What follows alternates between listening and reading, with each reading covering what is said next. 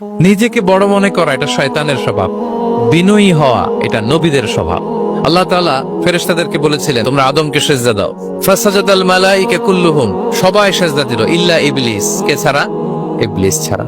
সে নিজেকে বড় মনে করেছিল। কিভাবে? সে লজিক খাটাইলো আল্লাহর সাথে। সে লজিক দিয়ে আল্লাহর বলে, আল্লাহ ক্বালা আনা খায়রুম মিনহু, আল্লাহ আমি কেন সিজদা দেব? আমি তো আদমের চেয়ে শ্রেষ্ঠ, আমি বড়। আল্লাহ বলতেছে তুমি বড়? কেমনে বড়? শয়তান বলে খালাকতানি মিন নার, আপনি আমারে বানাইছেন আগুন দিয়ে, ওয়া খালাকতাহু মিন তিন, আর আদমকে বানিয়েছেন মাটি দিয়ে। কি দিয়ে? মাটি দিয়ে। আগুনের ধর্ম দাউ দাউ করে উপরের দিকে কি করে? ওঠে, আর মাটি ঢিলা রেখে দিলে নিচে পড়ে যায়। তো সে যুক্তি দিয়ে বলতেছে আল্লাহ ঊর্ধ্বগামী কোন জিনিস তো নিম্নগামী কোন জিনিসের কাছে মাথা নোয়াতে পারে?